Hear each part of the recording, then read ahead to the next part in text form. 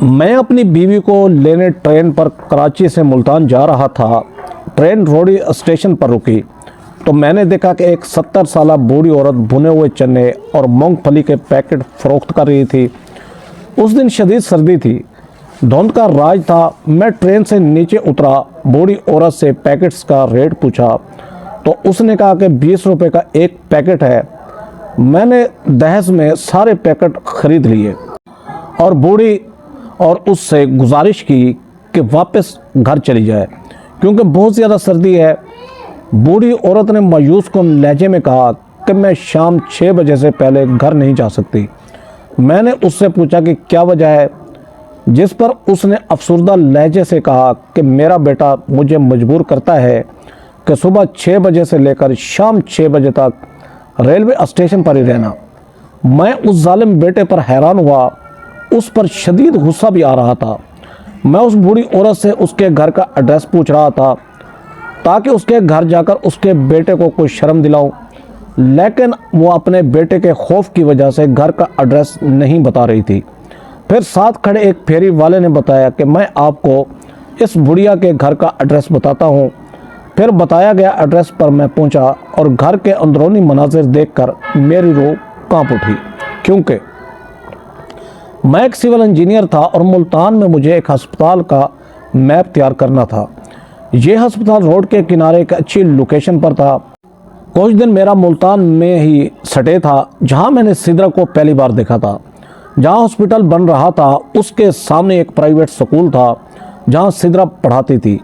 کسی ذریعے سے مجھے سدرا کا نمبر ملا اور اس طرح ہماری بات چیت کا سلسلہ جاری رہا۔ مجھے سدرا ہم مزاج لگ رہی تھی، ایک ایسی لڑکی جس کے ساتھ میں زندگی گزار سکتا تھا، اور سدرا بھی مجھے کافی پسند کرتی تھی۔ لیکن وہ مجھ سے یہی کہہ رہی تھی کہ میرے والدین خصوصاً میرے والد کی بہت بڑی خواہش ہے کہ میری شادی اسی شہر میں ہی ہو، لیکن کراچی بہت دور ہے۔ ابا اس بات کی مجھے بالکل اجازت نہیں دیں گے، اور اگر سچ پوچھو تو میں بھی یہ نہیں چاہتی کہ کراچی جیسے گنجان آباد شہر میں چلی جاؤں۔ میں نے سدرا سے کہا تم کیا چاہتی ہو؟ وہ یہی کہنے لگی کہ آپ میری خاطر یہاں ملتان میں شفٹ ہو جائیں۔ سدرا کی یہ بات سن کر میں حیران ہوا اور اس سے کہنے لگا ایسا کیسے ممکن ہے؟ میری ماں مجھے اس بات کی بالکل اجازت نہیں دے گی۔ ہمارا سارا خاندان ادھر کراچی میں ہی ہے، میں اپنا خاندان چھوڑ کر ادھر کیسے شفٹ ہو سکتا ہوں؟ سدرا یہ بات سن کر مایوس ہو گئی اور مایوس کن لہجے میں اس نے مجھ سے کہا تو پھر یہ شادی ممکن نہیں۔ میں نے اسی طرح سے یہی کہا کہ میں آپ کے والد سے بات کرنا چاہتا ہوں، جس پر اس نے کہا کہ کوئی فائدہ نہیں بات کرنے کا، میں اپنے باپ کو اچھی طرح جانتی ہوں، ابا اس بات کی بالکل اجازت نہیں دیں گے۔ خیر بات کرنے میں کیا حرج تھی، میرے پاس اچھا روزگار تھا۔ میں نے خالد صاحب سے بات کی، اس سے کہا کہ میں آپ کی بیٹی سے شادی کرنا چاہتا ہوں، میرے خاندان گھر والے سب کراچی میں رہتے ہیں، ورنہ اپنی ماں کے ساتھ ہی آپ کے گھر میں آتا۔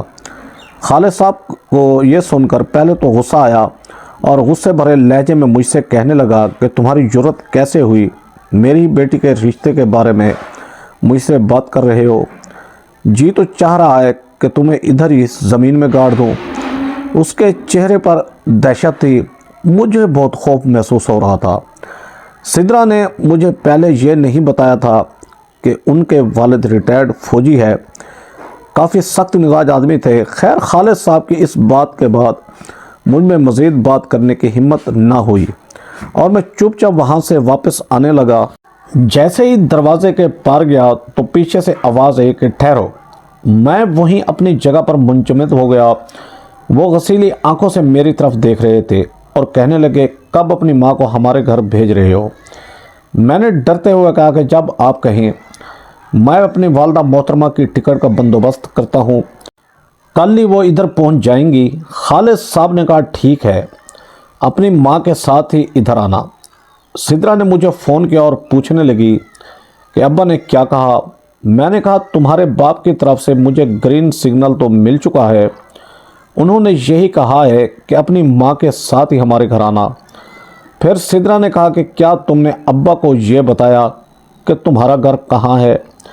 جس پر میں نے یہی بتایا کہ یہ بات تو میں نے ابھی نہیں بتائی، وہ اپنا سر پیٹ رہی تھی اور یہی کہا کہ اصل بات تو تم نے ابا کو بتائی ہی نہیں۔ میں نے سدرا کو تسلی دی اور کہا کہ پریشان ہونے کی تمہیں کوئی ضرورت نہیں ہے، میری آنکھیں کبھی دھوکہ نہیں کھا سکتی۔ مجھے ایسے ہی محسوس ہوتا ہے کہ تمہارے باپ کو میں پسند آ چکا ہوں۔ سدرا نے غصے سے کہا کہ یہ خوش فہمی ہے تمہاری، ابا ایسے جلدی کسی کو پسند نہیں کرتے۔ خیر اب دعا کرو کہ کام ہو جائے تمہارا۔ اگلے دن ہی میں نے ماں کو اپنے پاس بلایا۔ ماں کو جب میں نے کال کی تو وہ حیران ہوئی اور مجھ سے کہنے لگی کہ طاہر بیٹا یہ کیا بات ہوئی، تو پنجاب میں شادی کر رہا ہے، پہلے کیوں نہیں بتایا؟ تو میں نے ماں سے یہی کہا کہ ماں مجھے خود پتہ نہیں چلا کہ یہاں آ کر ہی مجھے ایک لڑکی پسند آ جائے گی۔ خیر ماں کو یہ سن کر کافی خوشی ہوئی اور دوسرے دن ہی وہ ملتان پہنچی۔ ماں مجھے دیکھ کر کافی خوش ہوئی۔ پھر اپنی ماں کے ساتھ میں خالد صاحب کے گھر گیا سدرا کے لیے۔ ماں نے جب سدرا کو دیکھا تو کافی خوش ہوئی اور خالد صاحب سے یہی کہنے لگی کہ بھائی صاحب اب بس ایسا ہی سمجھے کہ بیٹی سدرا ایک گھر سے دوسرے گھر جا رہی ہے، میری کوئی بیٹی نہیں، لہٰذا مجھے بہت خوشی محسوس ہوئی۔ سدرا کی شکل میں مجھے اپنی بیٹی مل جائے گی اور ماشاءاللہ آپ کی بیٹی بہت خوبصورت اور با اخلاق ہے۔ باتیں جاری تھیں۔ باتوں باتوں میں جیسے ہی خالد صاحب کو پتہ چلا کہ طاہر کی ماں کراچی سے آئی ہے اور طاہر کا گھر بھی کراچی میں ہی ہے تو اس کا موڈ آف ہو گیا۔ وہ طاہر سے یہی کہنے لگے کہ بے وقوف آدمی، مجھے پہلے کیوں نہیں بتایا کہ تم کراچی سے آئے ہو، میں تو تمہیں یہاں کا لوکل ہی سمجھ رہا تھا۔ طاہر نے یہی کہا کہ جناب مجھے بات کرنے کا موقع تک نہ ملا، ورنہ آپ سے یہ بات میں کیوں چھپاتا۔ طاہر کی ماں کبھی خالد صاحب کے چہرے کی طرف دیکھتی تو کبھی اپنے بیٹے کی طرف، اسے کچھ سمجھ نہیں آ رہا تھا کہ یہ کیا ہو رہا ہے۔ پھر بڑے ہی دھیمے لہجے سے اس نے خالد صاحب سے پوچھا کہ بھائی صاحب اب میں اس رشتے کے لیے ہاں ہی سمجھوں، جس پر خالد صاحب خاموش ہو گئے۔ پھر طاہر کی ماں سے کہا کہ آپ مجھے بار بار بھائی کہہ رہی ہیں، طاہر بھی ماشاءاللہ اچھے خاندان سے ہی لگتا ہے، اگر سچ پوچھیے تو میری یہی خواہش تھی کہ میری بیٹی اسی شہر میں رہے، لیکن اچھے رشتے بار بار نہیں ملتے، میری طرف ہے آپ ہاں ہی سمجھیں، اپنی طرف سے شادی کی تیاریاں کریں۔ یہ سن کر میں بہت خوش ہوا۔ ماں کو لے کر وہاں سے جانے لگا تو خالد صاحب نے طاہر سے کہا کہ تمہاری ماں یہاں ہمارے گھر میں ہی رہے گی، ہوٹل میں رہنے کی کوئی ضرورت نہیں۔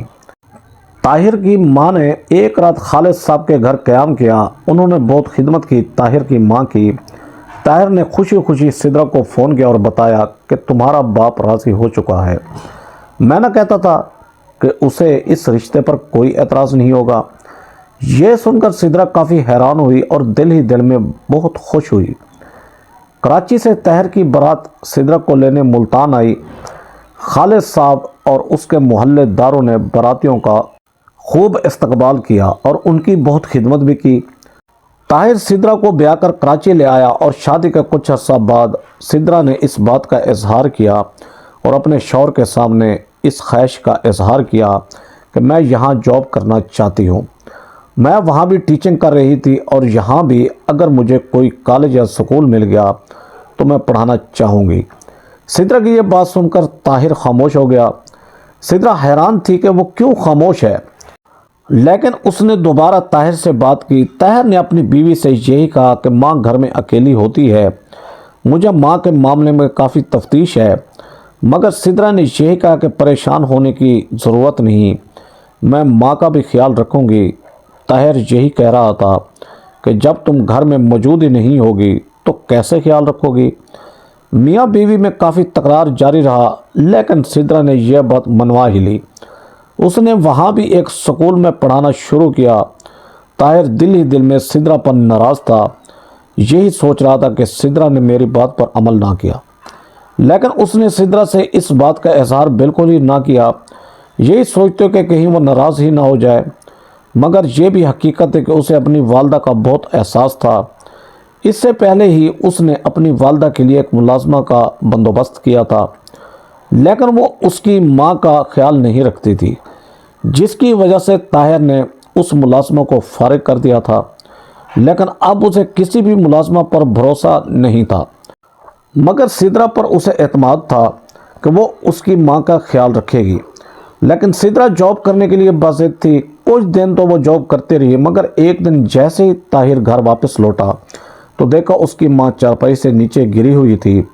उसका ब्लड प्रेशर लो हुआ था और वो गुस्से खा कर नीचे गिर पड़ी थी। वो अपनी माँ को इस हालत में देखकर काफ़ी परेशान हो गया। उसके पैरों तले से ज़मीन निकल गई। जल्दी से माँ की नफ्स चेक की तो अभी चल रही थी। पड़ोसी को आवाज़ दी तो मिलकर उन्होंने ताहिर की माँ को अस्पताल मुंतकिल किया। आज उसे अपनी बीवी सिद्रा पर बहुत गुस्सा आया था, वो भी अपनी माँ की वजह से। सिद्रा घर आई तो उसे पता चला कि ताहिर की वालदा की तबीयत काफ़ी ख़राब हुई। वो अपनी सास के लिए परेशान हुई और अस्पताल गई तो आगे ताहिर का मूड ऑफ था। वो अपनी बीवी सिद्रा से यही कहने लगा कि ऐसा करता हूँ कि मैं जॉब छोड़ देता हूँ, घर में ही रहता हूँ, क्योंकि मेरी माँ बीमार है और माँ को मैं अकेला नहीं छोड़ सकता। सिद्रा कहने लगी कि ऐसी क्यों बात कर रहे हैं, आप क्यों जॉब छोड़ेंगे? जिस पर ताहिर ने चिल्ला कर कहा कि तुम तो मेरी किसी बात पर अमल नहीं कर रही, तुम्हें अपनी जॉब प्यारी है तो मैं ही छोड़कर घर में बैठ जाता हूँ। सिद्रा कहने लगी कि अच्छा, नाराज़ क्यों हो रहे हो? माँ की तबीयत अभी ठीक नहीं है, हमें ऐसे अस्पताल में लड़ाई नहीं करनी चाहिए, घर जाकर बात करते हैं। ताहिर बीवी से यही कह रहा था कि बात करने को बाकी राह ही क्या है। सिद्रा को भी अब गुस्सा आ चुका था। वो ताहिर से कहने लगी कि ये आपकी माँ है, माँ की खिदमत करना आपकी जिम्मेदारी है, ना कि मेरी। जिस पर ताहिर को काफ़ी गुस्सा आया। उसने सिद्रा को एक थप्पड़ रसीद किया। सिद्रा मुंह पर हाथ रखकर अपनी जगह पर साकन रही और फिर चुपचाप अस्पताल से वापस चली गई। थोड़ी देर ही गुजरी थी कि ताहिर को अपनी गलती का एहसास हुआ कि मैंने गुस्से में सिद्रा से ऐसा नहीं कहना चाहिए था। वो तो मेरे सहारे अपना वतन छोड़कर, अपना शहर छोड़कर मेरे पास इधर आई है, मुझे गुस्से में ऐसा नहीं कहना चाहिए था। खैर, उसने अपने दोस्त से कहा कि तुम माँ का ख्याल रखो, मैं सिद्रा के पास जा रहा हूँ उसे मनाने के लिए, मुझसे बहुत बड़ी गलती हुई है। मगर वो जैसे ही घर आया तो हैरान हुआ क्योंकि सिद्रा घर में मौजूद नहीं थी। उसने देखा कि बैग से कुछ कपड़े निकले हैं और कपड़ों का बैग उठाए वो घर से चली गई। वो हैरान था कि इतनी जल्दी सिद्रा कहाँ जा सकती है। फिर वो रेलवे स्टेशन गया तो वहाँ भी वो मौजूद नहीं थी। मुख्तलिफ बस स्टेशन पर गया, उससे फ़ोन किया तो सिद्रा का नंबर मुसलसल बंद जा रहा था। बीवी के लिए वो काफ़ी ज़्यादा परेशान हो चुका था। वो ये समझ चुका था कि सिद्रा वापस मुल्तान चली गई है, लेकिन अब वो अपने ससुर खालिद साहब से भी खौफ के मारे उससे नहीं पूछ रहा था कि सिद्रा वहाँ पहुँची है या नहीं। वो जानता था कि जब खालिद साहब को इस बारे में पता चलेगा कि मैंने सिद्रा पर हाथ उठाया है, उससे लड़ाई की है, तो वो भी काफ़ी गुस्सा होंगे। माँ अस्पताल में बार बार ताहिर से पूछ रही थी कि सिद्रा बेटी कहाँ है, जिस पर वो खामोश था। फिर अपनी माँ को बताया कि वो नाराज़ होकर वापस मुल्तान चली गई है। माँ हैरान हुई। वो कहने लगी, क्यों चली गई, क्या कहा तुमने उसे? फिर नज़रें झुकाए उसने माँ को बताया कि गुस्से में मैंने सिद्रा पर हाथ उठा दिया था। माँ बेड पर थी, लेकिन फिर भी उसने हाथ से इशारा किया और ताहिर को झुक जाने के लिए कहा। ताहिर अपनी माँ के सामने झुका तो उसने ताहिर के मुंह पर थप्पड़ मारा और कहा कि मेरी बेटी पर हाथ उठाया तो उठाया क्यों, जाओ उसे मना कर ले आओ। ताहिर हैरान था कि मैं क्या करूं। उसका इरादा था कि वो मुल्तान जाकर अपनी बीवी को मनाने के लिए जाएगा, लेकिन पहले इस बात की तस्दीक करना चाहता था कि सिद्रा घर पहुंची है या नहीं। आखिर डरते डरते उसने खालिद साहब का नंबर मिलाया, उससे बात कर उससे पूछा कि सिद्रा घर में पहुंच चुकी है, जिस पर खालिद साहब ने बताया कि हाँ पहुंच चुकी है, लेकिन दोबारा मुझे कॉल करने की हिम्मत ना करना।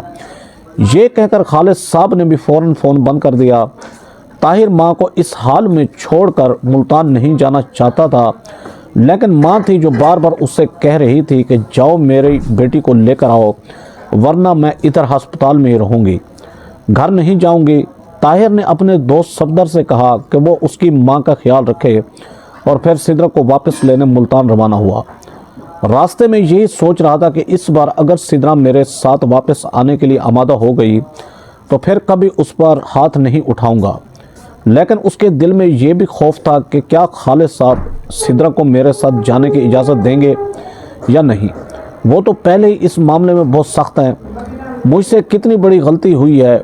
ٹرین روڑی اسٹیشن پر رکی تو اس نے ٹرین کی کھڑکی سے ہی عجیب منظر دیکھا۔ اس نے دیکھا کہ ایک بوڑھی عورت ہے، اس کی عمر تقریباً 70 سال کے قریب تھی۔ وہ بھنے ہوئے چنے اور مونگ پھلی کے پیکٹ فروخت کر رہی تھی۔ کوئی اس سے وہ پیکٹ خریدتا تو کوئی ایسے ہی گزر جاتا، لیکن کسی نے یہ نہ دیکھا کہ کتنی بوڑھی عورت ہے اور سخت سردی میں باہر بیچاری بیٹھی ہے۔ بڑھیا کو اس حالت میں دیکھ کر اسے بہت ترس آیا۔ وہ ٹرین سے نیچے اترا اور اس بوڑھی عورت کے پاس آیا۔ اس سے کہنے لگا، ماں جی کیسے دے رہی ہیں؟ اس بوڑھی عورت نے جواب دیا، بیٹا 20 روپے کا ایک پیکٹ ہے۔ طاہر نے سارے پیکٹ کاؤنٹ کیے، پھر اس بوڑھی عورت سے کہا کہ یہ لیں 2000 روپے، یہ ان پیکٹس کی قیمت سے زیادہ ہیں، آپ مجھے یہ سارے پیکٹ دے دیں اور اس کے بعد یہ پیسے لے کر گھر چلی جائیں، کیونکہ کافی سردی ہے یہاں اور اس سردی میں آپ باہر بیٹھی ہیں۔ بوڑھی عورت نے شکر گزار نظروں سے اس کی طرف دیکھا اور کہا، بیٹا تمہارا بہت شکریہ، صبح سے لے کر آج دوپہر تک میں یہاں بیٹھی ہوں لیکن کسی نے میرا حال تک نہ پوچھا، لیکن تو ایک اچھا مسافر ہے جس نے کم از کم میرا حال تو پوچھا ہے، جس کے اندر انسانیت تو ہے، لیکن میں ابھی گھر نہیں جا سکتی۔ یہ سن کر طاہر حیران ہوا اور کہنے لگا، کیا وجہ ہے؟ جس پر بوڑھی عورت نے کہا کہ میرا بیٹا مجھے مجبور کرتا ہے کہ صبح 6 بجے سے لے کر شام 6 بجے تک ریلوے اسٹیشن میں ہی رہنا اور اس دوران گھر نہیں آنا۔ یہ سن کر طاہر حیران ہوا اور کہنے لگا، کیا وہ آپ کا سگا بیٹا ہے؟ جس پر بوڑھی عورت نے کہا، ہاں وہ مجھ بدنصیب کا ماں کا سگا بیٹا ہے جو شام کے وقت ہی مجھے گھر میں داخل ہونے کی اجازت دیتا ہے، اس کا احسان ہے، ورنہ اگر وہ رات کو ہی مجھے اپنے گھر میں داخل نہ ہونے دے تو میں اس کا کیا بگاڑ سکتی ہوں؟ میں کمزور ہوں، اس کے علاوہ تو نہ ہی میرا کوئی رشتہ دار ہے نہ ہی کوئی سہارا، اسی کے رحم و کرم پر ہوں۔ یہ سن کر طاہر کی روح ارس گئی۔ وہ حیران ہوا کہ یہ کیسا بیٹا ہے جو اپنی ماں کے ساتھ اتنا ظلم و ستم کر رہا ہے۔ خیر اب اس نے بھی سوچ لیا تھا کہ ایسے بیٹے کو میں سبق سکھا کر ہی رہوں گا، چاہے میں وقت پر ملتان پہنچوں یا نہ پہنچوں۔ ہو سکتا ہے میں آج رات ادھر رہوں، لیکن یہ کام میں کر کے رہوں گا۔ اپنی بیوی کو منانے سے یہ زیادہ اہم کام ہے اور اس بڑھیا کو میں انصاف دلا کر ہی رہوں گا۔ اس نے بوڑھی ماں سے کہا کہ ماں جی آپ کا نام کیا ہے اور آپ کا ایڈریس کیا ہے؟ بڑھیا نے بتایا کہ میرا نام کنیز بی بی ہے، لیکن میں آپ کو اپنے گھر کا ایڈریس نہیں بتا سکتی۔ مجھے خوف ہے کہ میرا بیٹا مجھے مارے گا اور آپ ایک مسافر ہیں، آپ پر بھی وہ زیادتی کر سکتا ہے۔ میں ایسا ہرگز نہیں چاہتی۔ بیٹا آپ کی ٹرین جانے والی ہے، آپ واپس جا رہے ہیں، چلے جائیں۔ میری زندگی کے کتنے ہی دن بچے ہیں، بس زندگی گزر ہی جائے گی، آپ کو پریشان ہونے کی ضرورت نہیں، اللہ تعالیٰ آپ کو سلامت رکھے۔ لیکن طاہر نے یہی کہا کہ ماں جی اگر آپ مجھے اپنا بیٹا سمجھتی ہیں تو میرے ساتھ تعاون کریں، میں بے چین ہو کر یہاں سے نہیں جانا چاہتا۔ ساری زندگی اپنے آپ کو کوستا رہا، اس سے بھی پہلے مجھ سے کئی ایسی غلطیاں ہوئی ہیں، لیکن میں اس بار ایسا بالکل نہیں کر سکتا۔ وہ بار بار ضد کر رہا تھا، لیکن بوڑھی عورت اسے اپنے گھر کا ایڈریس نہیں بتا رہی تھی۔ ساتھ ہی ایک پھیری والا یہ ساری باتیں سن رہا تھا۔ وہ طاہر کے قریب اور کہا، صاحب میں آپ کو اس ماں جی کا گھر کا ایڈریس بتاتا ہوں، لیکن میں آپ کو بھی یہی مشورہ دوں گا کہ بغیر پولیس کے اس گھر میں داخل نہ ہو، کیونکہ وہ ایک خطرناک آدمی ہے جس کو اپنی سگی ماں کا احساس نہیں، وہ آپ کے کیا احساس کرے گا؟ ویسے بھی آپ پردیسی ہیں، مسافر ہیں، تو میں آپ کو یہ مشورہ ہرگز نہیں دوں گا کہ آپ اس کے گھر جائیں۔ ہاں اگر پولیس کو ساتھ لے کر جاتے ہیں تو اس میں کوئی حرج نہیں۔ طاہر نے اس پھیری والے سے کہا کہ میں فی الحال گھر کا جائزہ لینا چاہتا ہوں، اس کے بعد میں اس کے خلاف ایکشن ضرور لوں گا۔ تیری والدہ طاہر کے ساتھ گئی اور پھر دونوں گھر کے پاس گئے۔ پھیری والے نے گھر کی طرف اشارہ کر کے بتایا کہ یہ اس کا گھر ہے۔ دروازہ کھلا تھا، اس نے جھانک کر دیکھا تو اس کی روح لرز گئی۔ یہ گھر کم اور ایک عیاشی کا اڈا زیادہ لگ رہا تھا۔ وہ خوش گپیوں میں مصروف تھا۔ طاہر کو یہ سب دیکھ کر بہت افسوس ہوا۔ اس نے دل میں سوچا کہ ایسے شخص کو ضرور سزا ملنی چاہیے۔ یہاں سے اس نے ایک رکشہ کرائے پر لیا۔ سب سے پہلے وہ کنیز بی بی کو ریلوے اسٹیشن سے پک کرنے گیا۔ وہ پوچھ رہی تھی کہ ہم کہاں جا رہے ہیں، جس پر اس نے یہی بتایا کہ آپ میرا ساتھ دیں، میں آپ کے لیے یہ ساری تگ و دو کر رہا ہوں۔ کنیز بیبی کو اپنے ساتھ پولیس اسٹیشن لے گیا۔ تھانے کو طاہر نے بتایا کہ اس بوڑھی ماں کا ایک بیٹا ہے جو اسے سارا دن گھر سے باہر رہنے پر مجبور کرتا ہے، خود گھر میں عیاشی کرتا ہے اور اپنے دوستوں کے ساتھ شراب اور جوئے میں وقت گزارتا ہے۔ تھانے نے جب یہ سنا تو طاہر سے کہا کہ عقل کے ناخن لو، کوئی بیٹا بھی اپنی ماں کے ساتھ ایسا کر سکتا ہے؟ جس پر کنیز بیوی نے رو کر کہا کہ جی میرا بیٹا ہے جو میرے ساتھ ایسا کرتا ہے۔ تھانے نے کنیز بیوی کی طرف دیکھا، پھر کہا کہ ایسے شخص کو ضرور جیل میں ڈالوں گا۔ اس نے اپنے سپاہی ساتھ لیے اور کنیز بیوی کے گھر اچانک چھاپا مارا۔ کنیز بیوی کا آوارہ بیٹا وقار اور اس کے 12 ساتھی سب کو گرفتار کیا گیا اور پھر ان کو جیل میں ڈال دیا گیا۔ لیکن کنیز بیوی اتنی اچھی خاتون تھی، اس کا بیٹا جتنا بڑا ظالم تھا، جتنا مرضی اس نے اپنی ماں پر ظلم ستم کیا، لیکن اب بھی وہ اپنے بچے کے بارے میں ہی سوچ رہی تھی۔ جب پولیس والے اسے مار کے گاڑی میں ڈال رہے تھے تب طاہر نے بڑے غور سے کنیز بیوی کے چہرے کی طرف دیکھا۔ وہ ماں تھی، ابھی بھی اسے اپنے بیٹے کی فکر تھی۔ یہ معاملہ طاہر سے ہضم نہ ہوا اور وہ یہ بات کنیز بیوی سے پوچھنے پر مجبور ہو گیا، کیا آپ اب بھی اپنے بیٹے کے بارے میں سوچ رہی ہیں؟ ایک ایسا بیٹا جو آپ کو مزدوری کرنے پر مجبور کرتا ہے اور گھر میں بیٹھ کر اپنے دوستوں کے ساتھ عیاشی کرتا ہے۔